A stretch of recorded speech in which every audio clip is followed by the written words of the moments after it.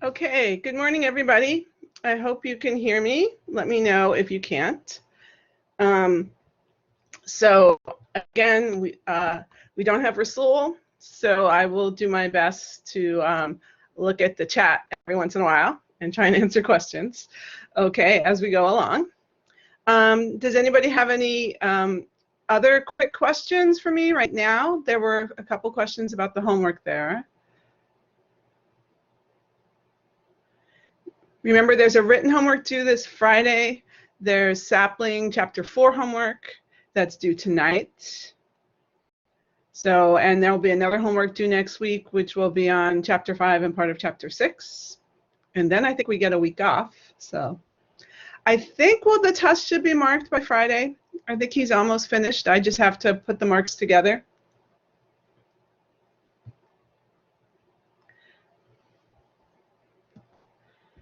Okay, so if there are no more quick questions, we're going to talk some physics here. See if I can find my slides. There they are.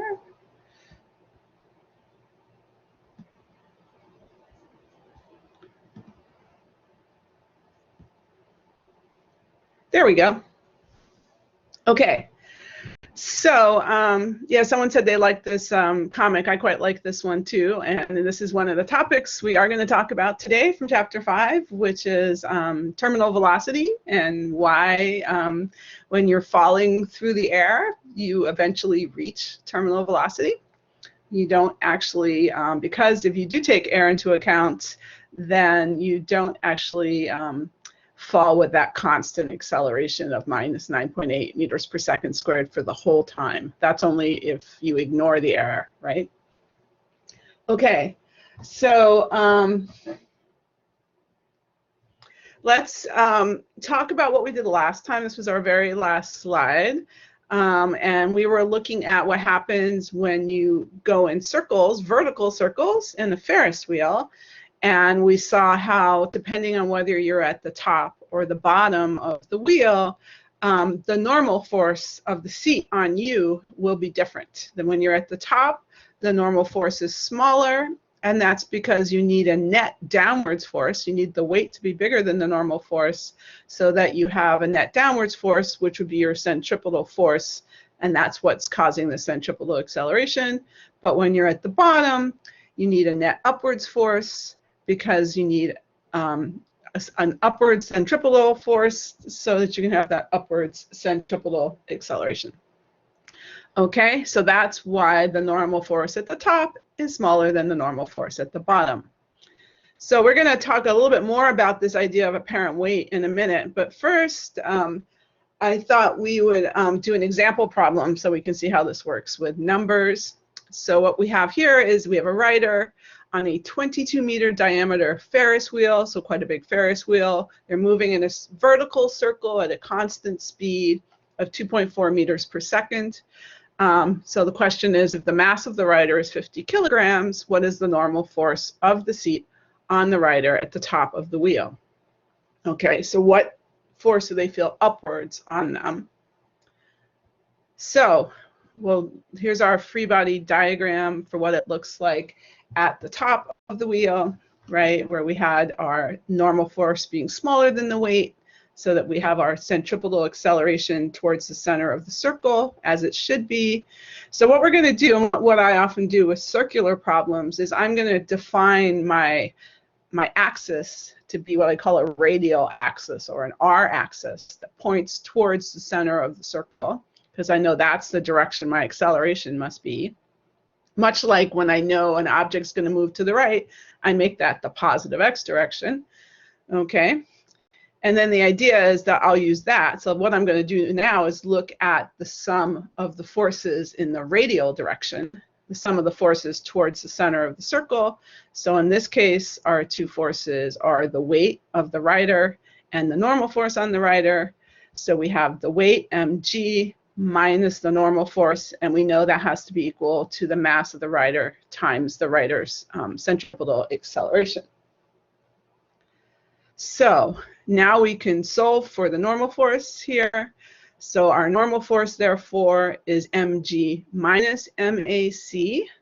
And then I can plug in that I know the centripetal acceleration is v squared over r. So the speed squared divided by the radius of the circle of the path that they're following. And that's true whether it's horizontal or vertical. It doesn't matter what kind of circle you have. Okay, so now we put in our numbers. 50 kilograms for the mass, 9.81 for g. I pulled the m out here, and then 2.4 for our speed. And be a little bit careful here. They gave us diameter. We need radius, so we're going to divide that by 2, and we'll have 11 meters for our radius. And when we calculate that through, we get a normal force of about 460 newtons.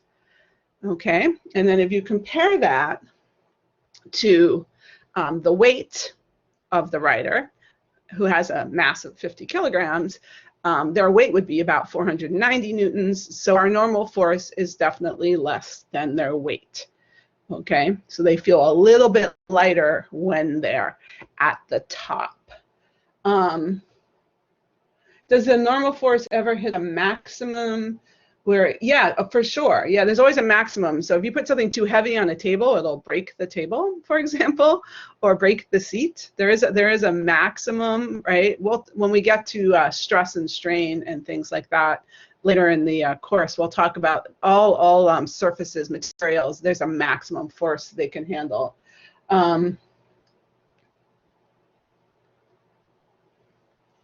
So that's an example of how you might calculate this in one of these problems, okay? And there's, of course, a minimum for the normal force too, which is it can drop to 0, okay? It can't go negative, but it can drop to 0, okay?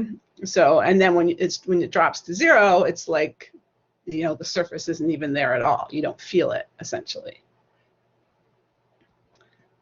Okay, so now we're going to go back to weight for a minute. Okay, and just talk about what a bathroom scale measures. So when you get on the bathroom scale in the morning, what exactly happens?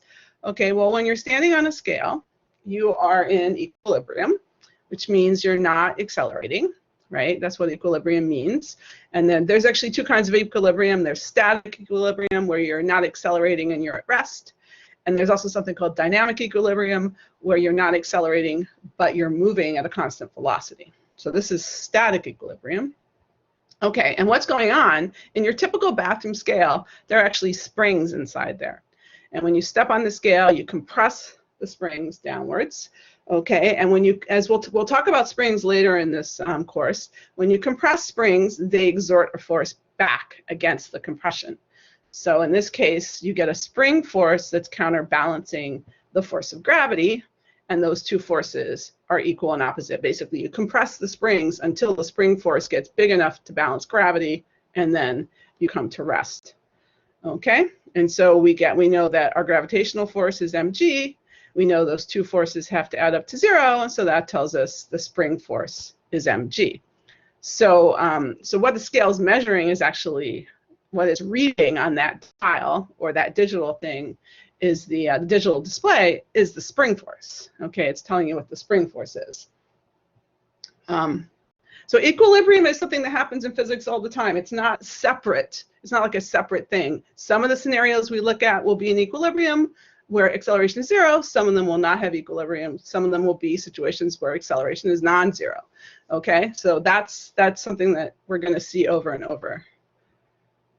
All right. So one question you might want to ask is, what would I weigh on the moon if I used a spring scale? Okay, so what's different on the moon? Well, the acceleration due to gravity is different. It's a smaller body with less mass. Okay, it also has a smaller radius, but the less mass wins and you end up with less gravity. There is still some gravity on the moon, just less than on Earth. Okay, so say someone has an 80 kilogram mass. All right, and we know that the spring force is mg, so we get a spring force of 130 newtons, but the scale does a conversion. The scale converts back to kilograms. Most scales read in kilograms or in pounds. Okay, and if you convert back to kilograms, what would the scale read? It would read 13.3 kilograms. So all of a sudden, your mass is less, at least according to the scale.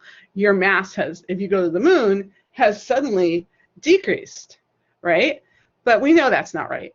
We know that mass doesn't change. Do you lose mass when you go to the moon? I mean, you might lose bone density if you're in space, right? But you don't lose mass if you're on the moon. Okay, so what's going on, right? We know that the kilogram, the unit of mass, doesn't change, right, when you go from Earth to the moon, but your apparent weight has changed. What the scale is reading for you has changed, okay? And so that's something we call apparent weight. And that's also essentially what's happening with a person on a Ferris wheel, okay, at the top and the bottom, when they feel heavier or lighter. That's the quantity, that upwards force on them, whether it's a spring force or a normal force. That's how we feel our weight. Okay, so we call it apparent weight. All right, so we're going to go through and talk about apparent weight. Okay, so under certain circumstances, the scale doesn't report your true weight, but rather it reports this apparent weight. Okay. So this, like I was saying, this upwards force, okay, on you is your apparent weight. And one of the places where a scale won't necessarily report your apparent, your true weight, okay, is when you're in an accelerating elevator, okay? If you're in an elevator that's accelerating upwards or downwards, then your apparent weight will be different than your true weight. So there was a question. Okay, so in this case, we don't have a normal force. We have a spring force instead. Okay, so you have to think about, in this case, you have to think about that spring force as being the normal force. That's essentially the upwards force. It's the force of the spring on the person. Okay. So if there was no scale there measuring, if you were just standing on the floor of the elevator, then you'd have a normal force up and the force of gravity down. Okay, but we've stuck a spring scale in there so that you can measure that upwards force on the person and see how it changes. Okay, so what we're going to do, like I said, in an accelerating elevator, your apparent weight is not mg. We're going to look at what it is. So what is your apparent weight when your elevator is accelerating? And if you've ever been in an elevator, especially one of those elevators for a very tall building that goes very fast, and so has quite a lot of acceleration at the beginning and the end of the trip, then you may have experienced some of this. So what we're going to do, so here's our person standing on a spring scale in an accelerating elevator. Okay, and like we said, there's two forces acting on you, the force due to gravity and the spring force. So like I said, there's not a separate normal force, it's just the force due to gravity. So those are our two forces there. All right, the upwards force due to the spring inside the scale and the downwards force due to gravity. And we know that your net force is just the sum of those two forces. Okay? So that's what it would look like. So that's written as a vector equation. Notice there are vector signs on there. So we haven't dealt with the directions of the forces there. We're just writing them as vectors. Okay, and we know Newton's second law tells us that net force, right, must be equal to the mass times the acceleration. So we're going to use that expression, okay, to look at different acceleration scenarios. So let's start with, what if the elevator is accelerating upwards? So if we define our upwards direction to be y, okay, then that means that the y component of the acceleration is equal to a positive quantity a, the magnitude of the acceleration. All right, so let's see what this looks like. So we have an upwards spring force, a downwards force due to gravity. So these are the forces acting on the person. We know that if we're accelerating upwards, we must have a net force upwards. So in this case, that means that the spring force has to be bigger than the force due to gravity. And like I said, I'm going to define upwards to be the positive y direction, right? And you always want to define a direction when you're doing these problems, and you draw your free body diagrams. So now I'm going to do my Newton's second law. So the net force in the y direction is the magnitude of the spring force minus mg, the magnitude of the weight, and that's got to be equal to the mass of the person times the acceleration. Okay, and this is the acceleration of the elevator, because we're assuming that the person is accelerating at the same rate as the elevator, which they would be. Okay, so they are at rest relative to the elevator. So we can solve now for what the spring force is. Remember, the spring force is their apparent weight here. So we basically just add mg to both sides, and we get that the spring force is mg plus a. And we can pull the g out if we want to, and then we get mg, the weight, times 1 plus a over g. Okay, so since a is a positive quantity, you can see that the spring force is bigger than mg, right? It's 1 plus a positive quantity times mg. So your apparent weight will exceed your true weight of mg when you're accelerating upwards. Okay, so that's that feeling. Sometimes you might, when an elevator first starts up, right, going upwards, and it has a positive acceleration, right, you feel that little bit of heaviness at the beginning. Okay, that's what that is. That's you're having a higher apparent weight, okay, at the beginning of the trip. Usually it accelerates an elevator, then it goes constant velocity, and then it decelerates at the end, at the top. Okay, so that's what happens if your elevator is accelerating upwards. Okay, so now what about if the elevator is accelerating downwards? Okay, so now the y component of the acceleration is negative a. Okay, it's negative number because it points in the negative y direction. So what does that look like? So now again, force due to gravity acting on the person, on you, say, the spring force pointing upwards, and we want, in this case, we need a net force downwards because the acceleration is downwards. Okay, you notice we do this over and over again, where we say if we know which way the acceleration is, then that tells us which way the net force must point, and then we use that to figure things out. So again, I'm going to use y to be in the positive y to be in the upwards direction, like that. Okay, and we go through the same calculation again, that the net force in the y direction is the spring force, the magnitude of the spring force, minus the magnitude of the weight, minus because it's in the negative direction, and now that's equal to m times minus a. Okay, because remember, this is equal to m times the y component of the acceleration, okay, which is minus a, right, because we're accelerating downwards. And what does that mean? So now again, we're going to solve for the spring force, which is our apparent weight.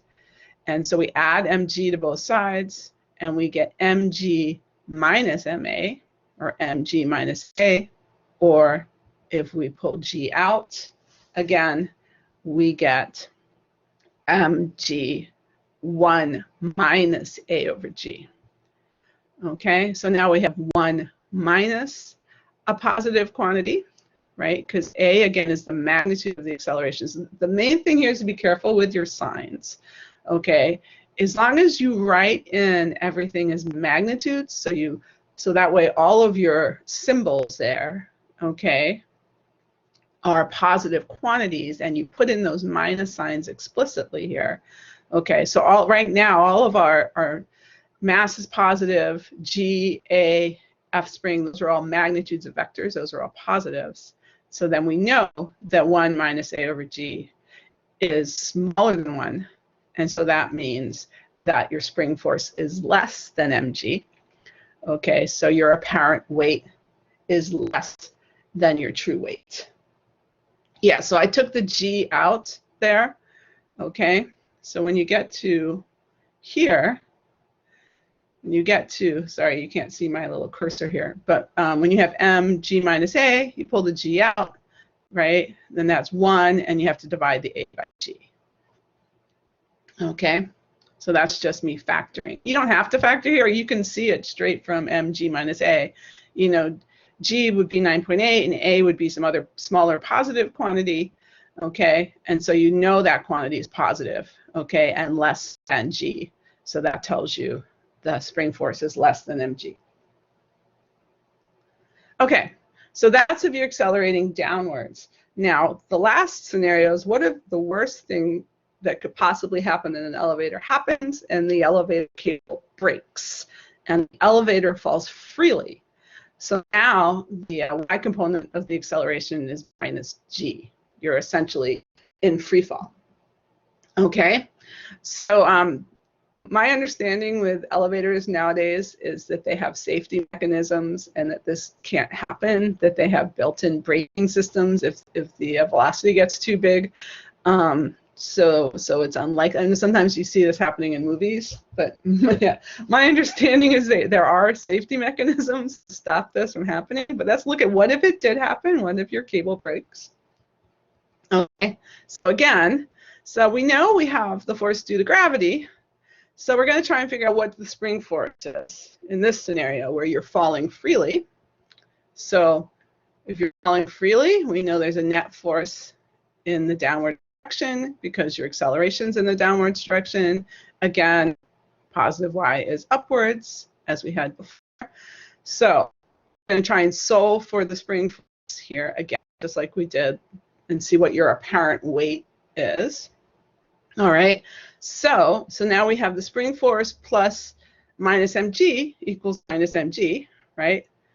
Okay, and so we end up with a spring force of 0.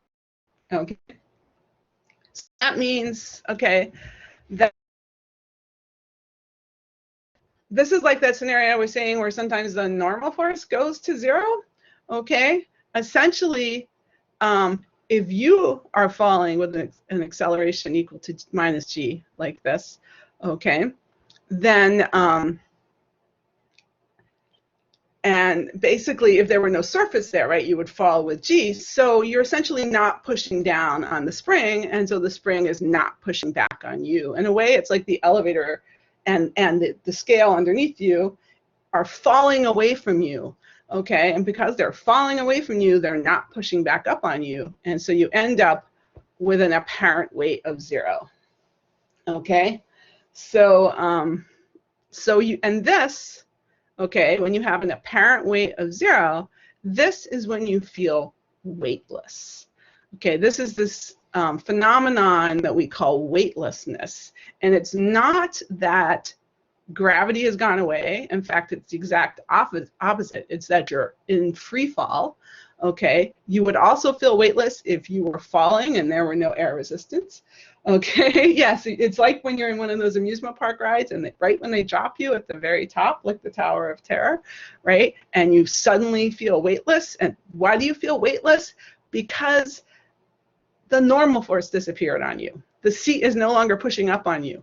Okay, or in this case, the scale is no longer pushing up on you, right? And like I said, you sense your weight through that upwards force, okay, pushing up on you. And so if that upwards force goes away, okay, which happens when you are in free fall, okay, then you feel weightless.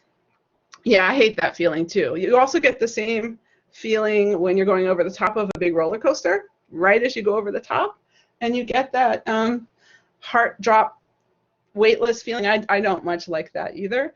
So but that's the weightless thing, and that's where it's coming from. It's not that you're yeah, see, some people like that feeling. But that is not your mass disappearing or anything, and it's not gravity going away. It's just your perception of your weight that's changing. So the other place this happens a lot, or happens pretty much all the time, okay, so it's basically whenever the net force on you is equal to the force due to gravity. Okay, so it's essentially this happens when the only force on you is the force due to gravity. Okay, and there's no other vertical forces on you. There's no normal force, or there's no tension from above you so that you can hang, right? Then your apparent weight drops to 0 and you will feel weightless. And the other very common place where this happens is when you're on a space station. Okay, because when you're on a space station, the net force on you is also the force due to gravity. Okay, because when you're on a space station in orbit about a planet, like our space station orbiting about Earth, then what's providing the centripetal force that keeps you and the space station and everything in orbit is the force due to gravity. Okay, so the net force on you, okay, will be the force due to gravity. Basically, any surface there that you're encountering, like beneath you, is accelerating away from you. Okay, just as you're accelerating towards the center of the Earth. Now, you don't fall towards Earth because you have quite a big sideways velocity here, right? You have that velocity that's keeping you moving in that circular path. Okay, so instead of falling towards Earth directly, you essentially fall around the Earth. Okay, so if you're in orbit, there is gravity acting on you, and you will feel weightless, right? Because it's only gravity acting on you and there's no normal force pushing back on you. And this is really important. You hear lots of people in like movies and in the newspapers all the time say there's no gravity in space, and that's not true. There's lots of gravity in space. Earth is pulling on you. That's why you feel weightless, because of that gravity. Okay, so here's so this, right, this is what happens, right? So this is why astronauts float on the space station when they are in free fall. Okay, it's because you are essentially the normal force has gone away. Okay, you are falling, the whole spaceship is falling. Okay, actually this weightless sensation, so this is pure weightlessness, whereas in a roller coaster, I don't think you're completely weightless. I think you have a little bit of apparent weight. Okay, in most cases with roller coasters and other rides, your acceleration doesn't quite get to be minus g, or g in the negative y direction. Okay, but they get close with these. They take this big they take this big 747 or cargo planes up with people in them called the Vomit Comet, and they let people experience weightlessness for short. They take these planes up and they go up and then they dive, and then they go up and then they dive, and they get a little bit of weightlessness. Okay, when they're doing that on Earth. Okay, that's probably the closest you can get to weightlessness on Earth. Anyway, this is an important thing. Yeah, Vomit Comet is a good name. So I'm not sure I would survive the Vomit Comet. So I'm pretty sure I would be one of the people vomiting. So, but anyway, so that's what weightlessness is. So that's an important thing to keep in mind. And it has interesting impacts on lots of different. I mean, it is essentially a lack of normal force, but they send lots of scientific experiments up to the space station because they want that weightless environment. They want that net normal force to be gone so that they can study, what happens when that, in scenarios where we don't have that force. Okay, so let's do a poll question now, after all that, to see if everybody is still awake. So we got 3 choices here, so only 3 choices, A, B, and C. Okay, we'll start that one going. Okay, so question is, so you are traveling on an elevator up the CN Tower in Toronto, and you are standing on a bathroom scale. I forgot to put in the bathroom scale here, but imagine there's a scale there. Okay, as you near the top floor and are slowing down, so say you've got to the top of the tower and the elevator is now slowing down, what does the scale read? Does it read more than your true weight?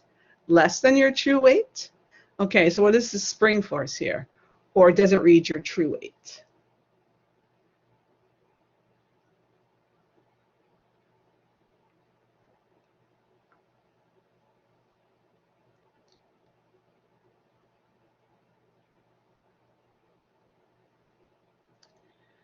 So the first thing you have to figure out is which way does the acceleration point?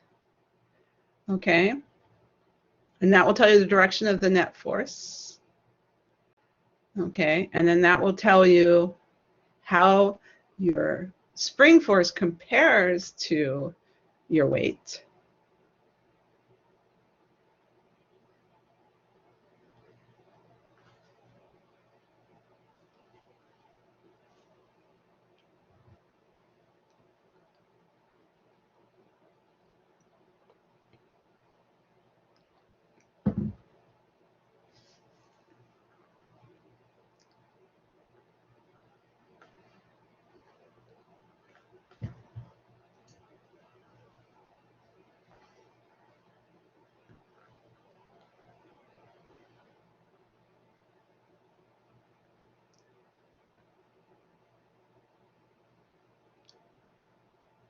And yes, I think you're right about why on a roller coaster it's not quite minus g for your acceleration, because you're not completely vertically downwards. You are at a bit of an angle on that. I also forgot to mention one of our physics faculty, Barbara Friskin, she actually sent an experiment to the space station, which I thought was very cool. She's a biophysicist. I think it was about colloids, so little fat particles in other liquids. It's kind of cool.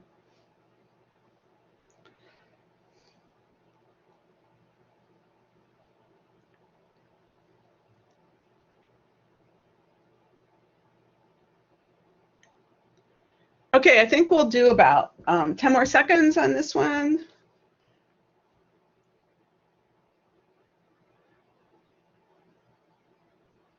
So go ahead and guess if you're not sure.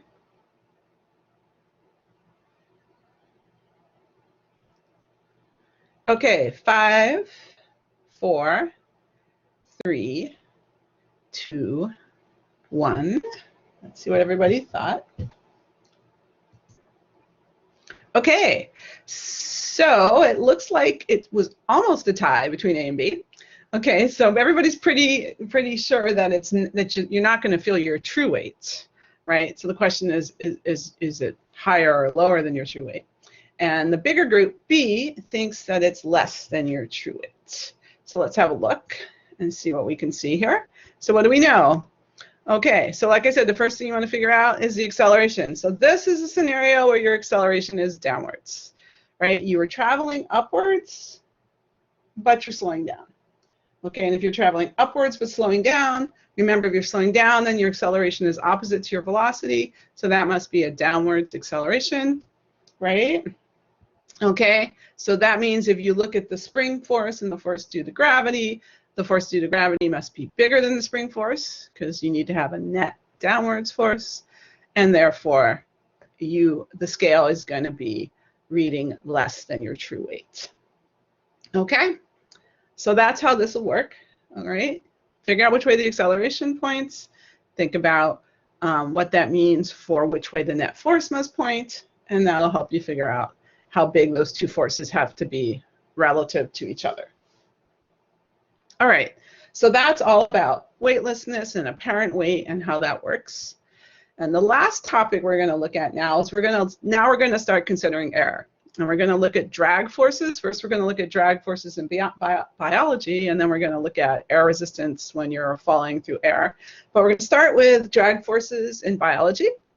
So, so when objects move through a cellular environment, okay, which is a mix of water and molecules and ions, they experience what's called a viscous drag force. Okay, so this is small objects moving through a cellular environment, and this drag force has a magnitude, so we're going to call it F sub d for drag force, and it's a constant b times the magnitude of the velocity. So that gives you the magnitude of the drag force. So here you can see our little spherical object moving with a velocity v, and the drag force is opposite to the velocity. Okay, so v is the speed of the particle, b is known as the drag coefficient, and it depends on the linear size of the object. Okay, it sort of depends on effectively sort of on the cross section the object presents to the fluid it's moving through. And essentially that means that the bigger the object is, the more drag force you're going to have. Probably not surprising. So if you have a spherical particle, physicists like to assume everything is spherical because it makes our lives easier, okay? But you can model a lot of little objects as spheres, okay? So linear size essentially means that it depends on length to the first power. Okay, so it doesn't depend so technically it doesn't depend on r squared or r cubed. So it doesn't depend on the volume, it doesn't depend on the surface area, okay? It depends on sort of the, say like the size, okay, like a diameter. In this case, we're writing it in terms of the radius, okay? So for a spherical particle, like we said, the drag force points opposite the velocity, and the drag coefficient is given by something called Stokes' law, okay, which says that our drag coefficient B is equal to 6 pi eta, which is the viscosity of the medium, and r, which is the radius of the sphere. Okay, so it goes as the radius of the sphere. So bigger spheres will have bigger drag, right? And then the more viscous the fluid, so eta, the viscosity, is a property of the fluid, which is why I tried to draw it next to those little fluid wiggles there, okay? And so the more viscous it is, the bigger the drag. So I thought we would do an example with some swimming bacteria. So say we have spherical bacteria. I'm not a biologist. I don't know if any bacteria is spherical, but anyway, this is a spherical bacteria and it's swimming at a constant speed through water. And now we're going to start using little units because we're talking about microscopic things. So it's going 30 microns per second. Okay, a micron is 10 to the minus 6 meters. We'll see all of this in a second when we do the calculation. It has a radius of 1 micron, which is 1 times 10 to the minus 6 meters. And the question is, how much force must the bacteria generate to push it along at this speed? Yes, Manisha, you have a question. What was Stokes' law? Okay, just go back. That B equals 6 pi eta r, that's Stokes' law. Okay. No, we didn't do that in the pre-lecture. Not everything we do in the pre-lecture is going to show up in lecture. We will do more.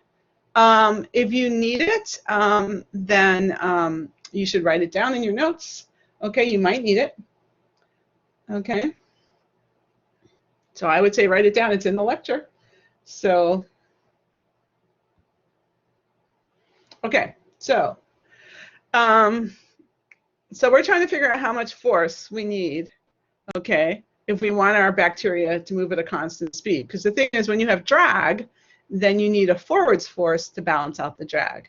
Okay, so the bacteria must generate a force to push it forward as it moves through the water because it experiences this drag force. Okay, so we have some kind of, so bacteria can locomote themselves, okay, and honestly I don't know all the details about exactly how they do this, but the main idea is if there's a drag force, okay, because it's moving at a certain velocity v, then there has to be a forwards force to counteract, right, to counterbalance that drag force, right, so that the net force is 0, and then you will move forward at a constant velocity. All right, so let's see what this looks like. So we need, so that means that our forwards force, our locomotive force, FL, is equal, the magnitude of that is equal to the drag force. And like we just saw, the drag force is equal to B, right, our drag coefficient, which is 6 pi eta r times the speed v. Okay, so there's our so basically you saw this without the explicit 6 pi eta r for b. That was in the pre-lecture. I'm just telling you what b is. All right, so now we're going to calculate. So what does our locomotive force have to be? So 6 pi. And now we're going to put in the viscosity of the water. Viscosity is interesting. Viscosity kind of tells you how goopy a fluid is. So the more viscous something is, the larger its viscosity is. So honey and oil have higher viscosities than water. Blood has a higher viscosity than water, okay, slightly, okay. So that's what viscosity is. And we'll probably run into viscosity again when we do fluids later in this course, okay? Because it impacts how fast fluids flow through pipes, how fast blood flows through blood vessels and things like that, okay? Yes, there are situations where the locomotive force does not equal the drag force, yes, okay? And then you would accelerate one way or the other, depending on how they compare. And we'll see that in a minute when we look at falling through air. Okay. So then what else have we got? There's our 1 micron, 1 times 10 to the minus 6 meters. That's the radius of our bacteria. And then we've got 30 microns per second for our speed. So 30 times 10 to the minus 6, okay, meters per second. So when you put all those lovely numbers together with all those scientific notation and everything, you end up with a locomotive force that's tiny, tiny, tiny. It's 5 times 10 to the minus 13 newtons, or you could also write that as 0.5 piconewtons. Okay, remember pico, okay, this is one of these metric prefixes. You do need to know your metric prefixes. This one is 10 to the minus 12. That's what a pico is. Okay, so it's good to have those either memorized or you have them easily accessible in case you need them. Okay. No, there's not a formula sheet. You make your own formula sheets, or you can grab them off the sample test. Okay, but this is not something I would put on a formula sheet. I kind of feel like scientists should know their metric prefixes. That's one of those things you probably just have to memorize. Okay, so it takes half a piconewton of force to push a bacteria through water at 30 microns per second. And so that gives you an idea of the sizes of the forces we're talking about when we're talking about bacteria moving through fluids. Okay, and how big those forces are. So any questions on that? So no, pico is 10 to the minus 12. Okay, so if you think about we have 5 times 10 to the minus 13, right? So if you move the decimal place over 1, that's 0.5 times 10 to the minus 12. You would only have to, you only have to write it in piconewtons if someone asks you what is the answer in piconewtons. Okay, which might happen in Canvas because Canvas doesn't like scientific notation. Okay, so that may happen. Okay.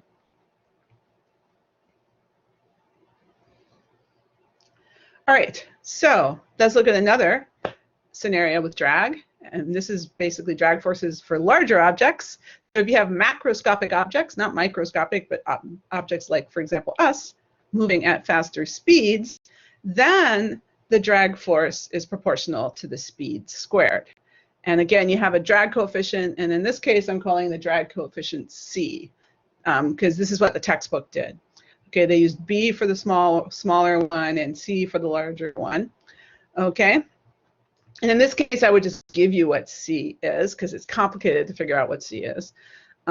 So as an object falls, imagine you're falling, okay, in the atmosphere, okay, and your velocity increases, okay. Well, as your velocity increases, the drag force is going to increase, right? And it goes up pretty quickly. It goes up as the speed squared. And eventually what's going to happen is the drag force is going to reach the same magnitude as your weight. And when the drag force upwards matches the weight downwards, then your acceleration will go to 0 and you'll reach what's called terminal velocity. So it looks something like this. So here's a skydiver.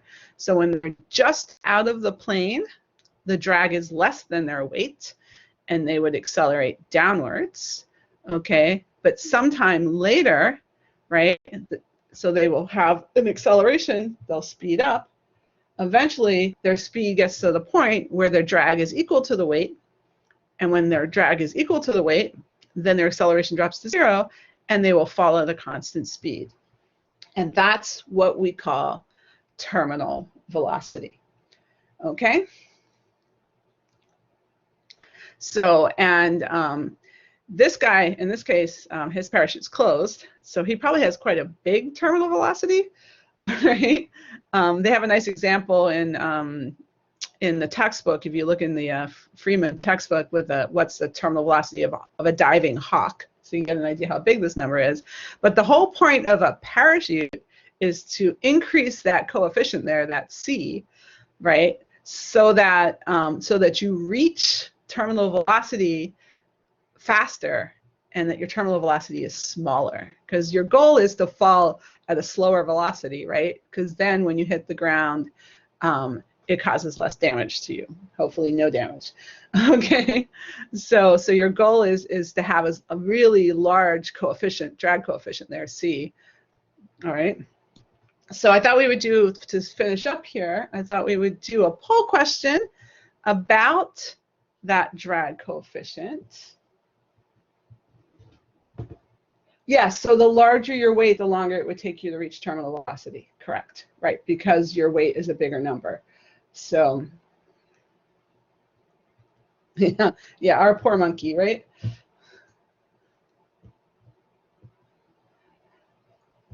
Hopefully the monkey had a parachute. So let's see, what do we have? We have 5 choices here. So we have A. So you should start working on this one while I do this. C, D, because this one takes a little bit of calculation.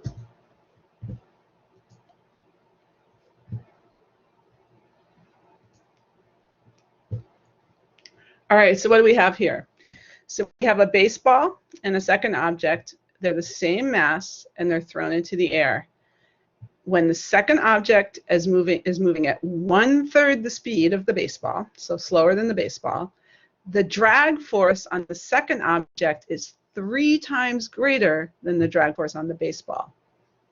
Compared to the value of the quantity c, the drag coefficient for the baseball, what is the value of c for the second object? Is it 3 times greater? Is it 6 times greater? Okay, is it 9 times greater? Or is it 27 times greater? Or none of these answers are correct. So this one might take a little bit of calculation. So I'll give you a couple minutes.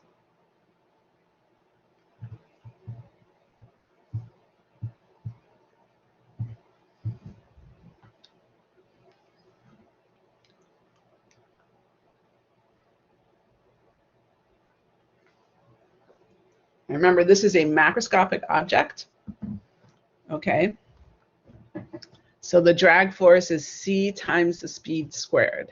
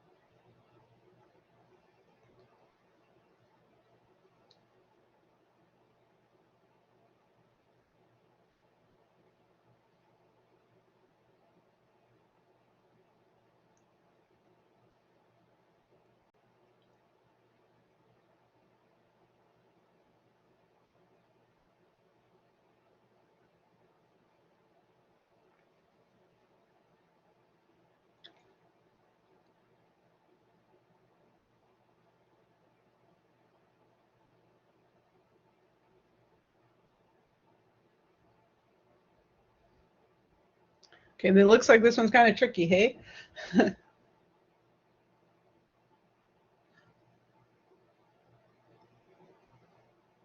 All right, I think we're running out of time. So I think we're going to try and finish up here, and I will give you a quick explanation. So let's do 10 more seconds. So go ahead and guess.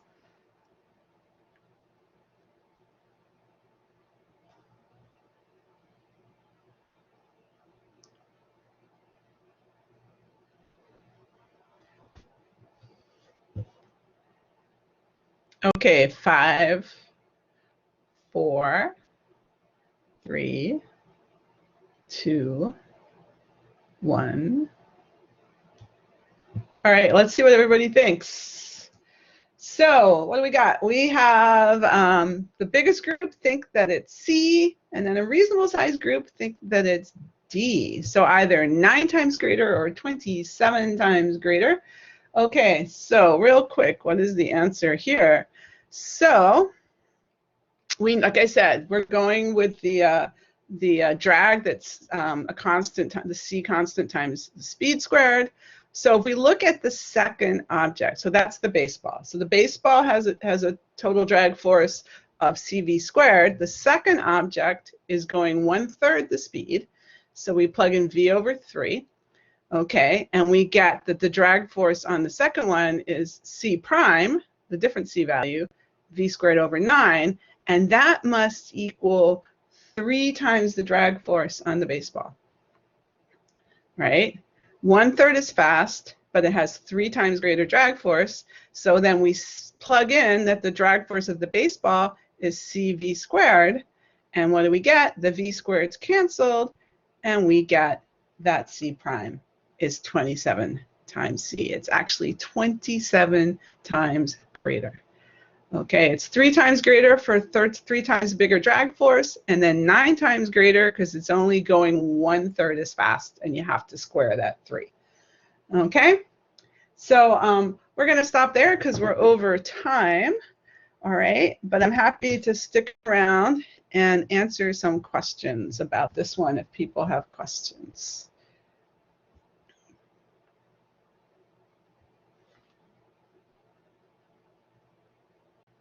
You're welcome.